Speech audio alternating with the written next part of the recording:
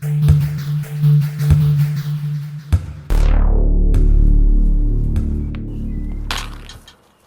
everyone, the Snowman here, and for today's video I want to go over the annual calendar schedule for both the men's ATP side and the women's WTA side. Yes, there's a couple tournaments each year that kind of change, but for the most part the calendar schedule stays the same from year to year. So let's go over first the men, and then we'll get to the women. And just a reminder before we dive into the specific tournaments, remember the tournaments on the men's side are labeled Grand Slams as the most important. Then also the year-end finals, Masters 1000 events are key, 500 level competitions, and then finally 250. If you haven't checked out my tennis tournaments explained video where I go over that, please check that out as well. But let's look at the calendar now, and January first couple of weeks are pretty quiet. We used to have the Hopman Cup for 30 years, which was both genders competed in that. Kind of a fun curtain raiser to the season, but I believe they have done away with that, replaced that with the ATP Cup, so more on that in the future. But, some tune-ups in Australia early in January, and then mid-January, we have the Australian Open, the first Grand Slam of the season. Then for the men, February, pretty busy, a high volume of tournaments, and we've got multiple 500 level events in Rotterdam, Rio, Dubai, and Acapulco. March, much simpler, just 2 tournaments for the whole month, but they are 2 huge ones. A couple of Masters 1000 events in Indian Wells and then Miami.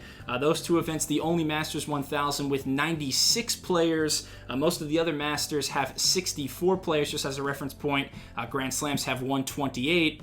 Then in April, after Miami, it's all about the clay. So April and May are filled with clay tournaments. Monte Carlo is the first big clay event. That's typically in mid-April. That's the first clay Masters 1000 event of the season. We also have Barcelona, where you can play on the center court named after the 11-time champ there, Pista Rafa Nadal.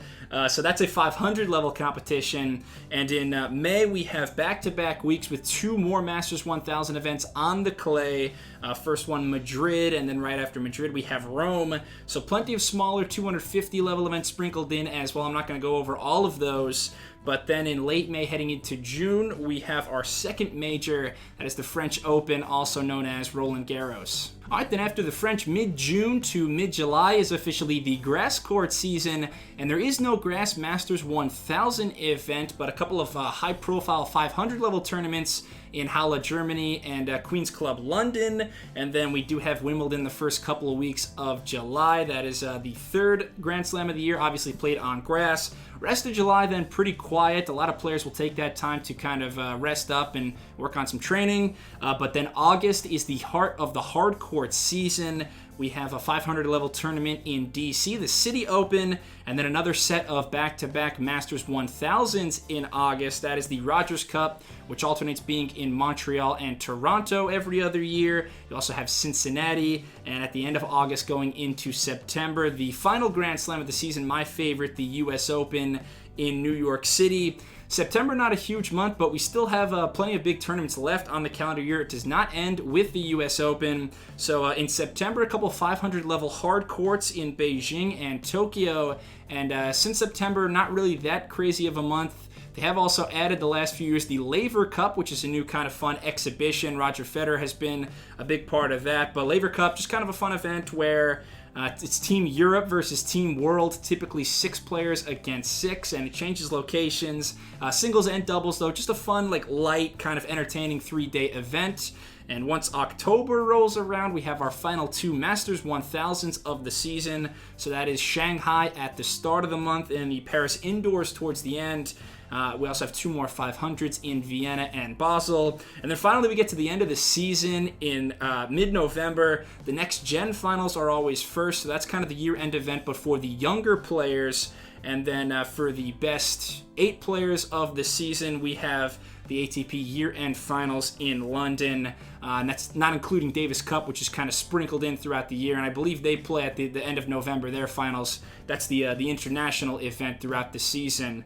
But yeah, basically it's an 11-month season and there's a lot of entertaining stuff going on. All right, now taking a look at the WTA schedule, and it is a bit different from the men's calendar. So if you didn't already know, or if you haven't checked out my tennis tournaments explained, the rankings way is a little bit different for the women. They do not do it so simply as Grand Slams and then 1,500, 250. For the women, it's Grand Slams. The WTA finals are the next most important.